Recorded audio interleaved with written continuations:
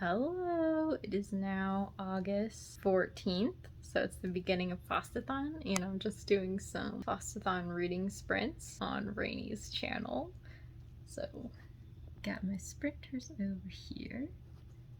We got some people in the comments, and I just started the preface to Devil to Pay by Dorothy L. Sayers.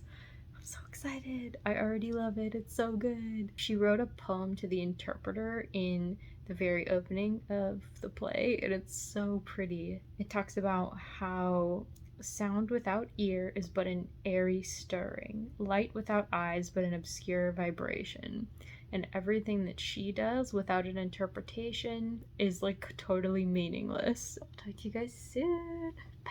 Hey guys, it's now August 15th, so time to really kick off this vlog. I know I talked to you a little bit yesterday during the flossathon sprints, but yeah, flossathon has begun and I'm so excited. The sprints went really well on Rainy's channel with Jennifer and Rainy and Naomi, and I think we all, a couple people finished stuff. Rainy just about finished Christopher Marlowe's Dr. Faustus, and Tony who was one of our subscribers, he finished the whole play, even though it was like midnight when he started reading in the UK. So I was so impressed. I think we were all pretty impressed by that. So good job, Tony. If you joined us there, thank you for coming. You can check that off on your bingo board. Dio is there, so yay. And I just am excited to talk more about that play. But first I wanted to show you, my mother-in-law came over today and she helped me make this chicken stock. It'll be what's called a chicken sujebi soup, and that is a Korean soup that's basically chicken noodle soup with like hand-torn noodles. So that's rising in the fridge and that'll be ready tonight. I'm trying to avoid having as much wheat this week because I had a lot of wheat last week. Okay, I'm gonna sit down in here and get my microphone going because I'm going to be filming some stuff today. My foot has been feeling very unhappy today, but I rested it for a while after my walk and after making food with Nancy, and it actually doesn't feel too bad. But yeah, anyways, I'll have to like turn on my lights and clean up my blanket. I have a blanket back here for live streams because I always get cold. So my goals for this week are going to be, I couldn't believe I finished so much reading last week. This week I really do want to work on some Korean grammar. This morning I was working on writing some things in Korean, and because composing really kind of helps me learn the language better. I was just writing about things that we do in the kitchen. 저는 상추를 썰을 거예요, which is I'm going to chop the lettuce. And there's another way to say it too that's like slightly different. 저는 상추를 썰고 있어요. The vocab is helping me with like listening when I watch shows or music. I also just learned this morning that Koreans, I kind of knew that Koreans didn't listen to that much K-pop. Like in the past, K-pop was more of like a thing that they really enjoyed as a country. They were like very proud of it. But now they listen to more like trot and ballad music. They'll kind of look at you if you're my age as kind of strange for listening to K-pop. I didn't even know that. Well, whatever. It's very hot today. It's gonna be in the hundreds. It might already be in the hundreds. It's like 2:30 p.m. right now. It's smoky out because there's a fire up north. Woo. So I'm really close to blacking out Tiffany's bingo board. So my goal this week will be, one of them is not only Korean grammar, but blacking out my bingo board. I'm almost done with Brother's Keeper by Julie Lee, which is so sad. This was recommended to me by Joanna, who's in my Bible study and who watches K-dramas with me, and Tiffany, and I just love her. And she's really into Korean everything as well. And it's been like a really good book. It's a middle grade historical fiction about two siblings in North Korea who are trying to get to South Korea for children's literature. It's just really intense. I didn't feel like listening to that this morning, so I ended up listening to a DK TV stream, which is where I learned that Koreans my age do not listen to K-pop. I really love DK TV and Naked Soul. That's our like two names for their news services. But anyways, so I'm planning to read another chapter of my Korean history book. I also have started The Lady's Paradise by Emile Zola. I'll probably listen to some of that because I've been listening to it and reading it at night. It's not going like super fast, but I am like 20 something percent in, I think, as well as finishing Devil to Pay. I really want to finish Devil to Pay so that I can read Gotas Fast and finish that next week, if I even possibly can. It's just so long, and I found it very difficult for me. So, and I've also started Emma for a read-along that I'm doing with Kate from Literary Apothecary, and Tiffany from Beautiful Minutia, and Evie from She Was Only Evie, and Stephanie from Miss Richards Reads. So we're having a good time, and we're gonna have the live show on Kate's channel at the end of this month. I also have 3 telehealth doctor visits, and then I will have an infusion on Friday out of town. So although I'm trying to avoid some greasy, very fatty type foods this week, as well as sugar, I've been doing pretty well on avoiding sugar actually. I'm pretty proud of myself, but I would really like to avoid all these super greasy foods as well. So those are like my goals for the week, and I think it's gonna be a good week, so I'm happy to take you guys along with me, and I'll talk to you soon. Bye!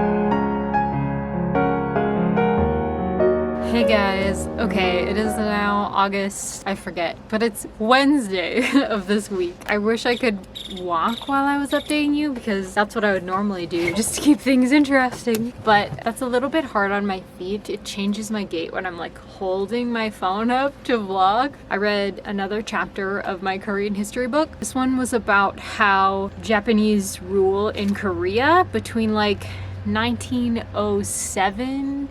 It kind of started in 1904, but 1907 was when real big policy changes started happening. It talks about how Koreans didn't really have a choice in the matter. It was enforced militarily and by the police. Like, just large numbers of Japanese officials were there to enforce it, but there was also some Korean collaboration. They kind of did a Faustian bargain sort of thing where they were giving up some control in order to have help into the modern world as a country. It's like more complex than just Japanese colonial rule, or at least that's what Hwang is saying in this history book. I'm sure there are other perspectives out there, and he acknowledges that most of the perspectives are like, Japan didn't give us any control, they took over.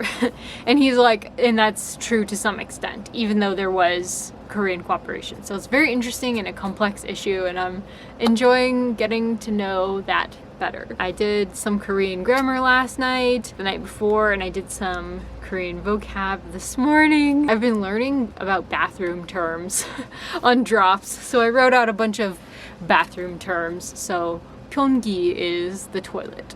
And yesterday I posted 2 shorts, and that was really fun. So one was a flossathon short. Last night I finished Devil to Pay by Dorothy L. Sayers. What an incredible play. I'm so glad that I got a chance to reread it. Every time I just read her, I get excited. Like, she has so many good ideas. And I also finished a historical fiction book that's like a middle grade one. It's called Brother's Keeper by Julie Lee. Julie Lee's mother was a North Korean defector who escaped during the Korean War, and so some of the experiences of the book were directly from there, and you can really tell, like, it's so intense. It's about a brother and sister escaping from North Korea in the middle of winter, trying to get to South Korea. That was recommended to me by Joanna. I also tried watching The Northman last night, which is a movie that I've been kind of wanting to watch. I want to get into more like historical movies and books and stuff like that. That one was a little too intense though. Too much screaming, too much blood. I had 2 doctor's appointments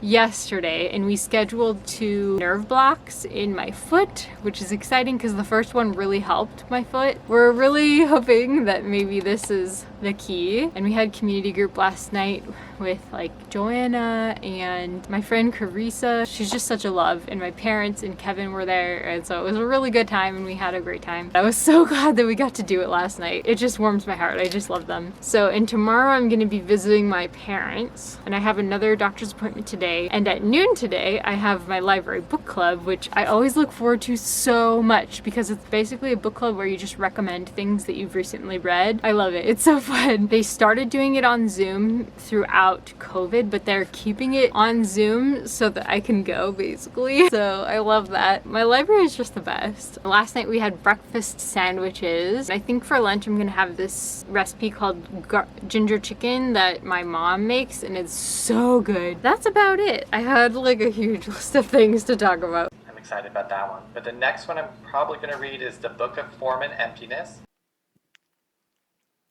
It's a baby lizard. It moves so fast. Ah. Goodbye. I'm hanging out with my parents today, and they still have so many tomatoes. I'm just amazed. But we're about to hop in the pool. Yes. Check out this apple tree that my parents are growing. Isn't that neat? I can't believe how huge these tomatoes are.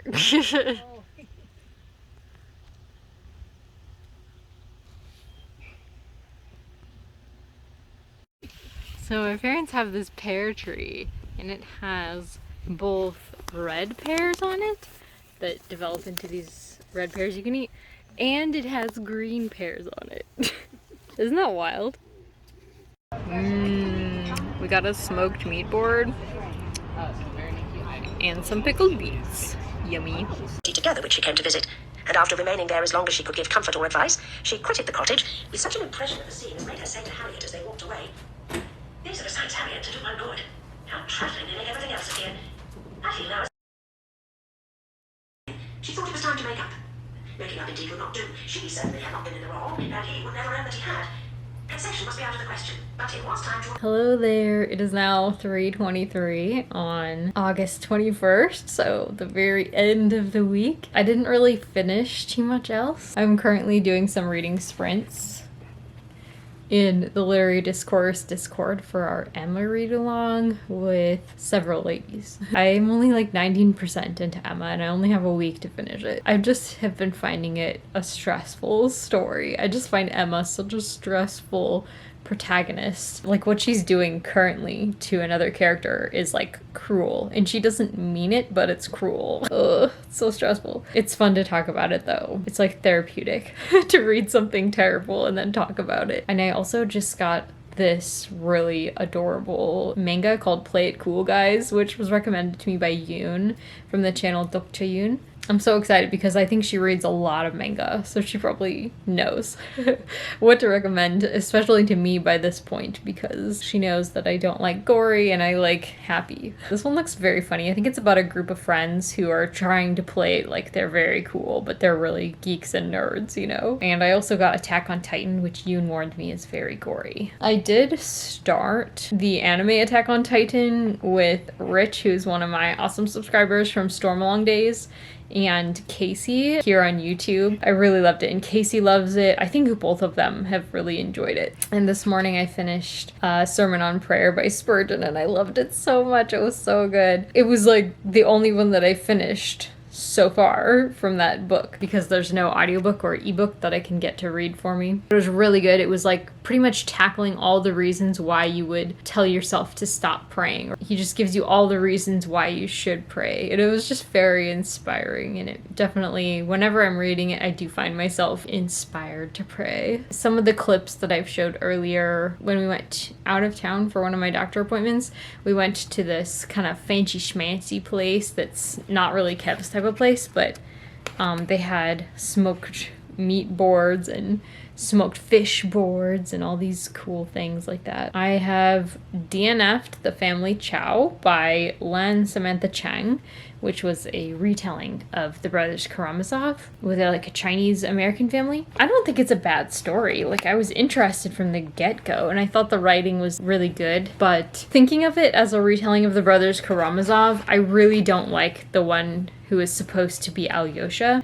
I don't think that this author really understands the whole meaning behind the story. Like, the whole point of the Brothers Karamazov, it's like about good and evil. I don't know. Maybe I'm judging it too quickly, but I just feel like her portrayal of Alyosha, the character who is supposed to be Alyosha, is very weak and not a strong person at all, whereas Alyosha in the Brothers Karamazov is very strong in his beliefs, and that's what can help him along his difficult path of basically being like Jesus to everybody around him. So I think I'm not really a retelling fan for the most part, usually. I better get back to reading Emma or I won't finish it in time. So I'll talk to you guys next week. Thanks so much for watching, and let me know what you read this week down below in the comments. Bye.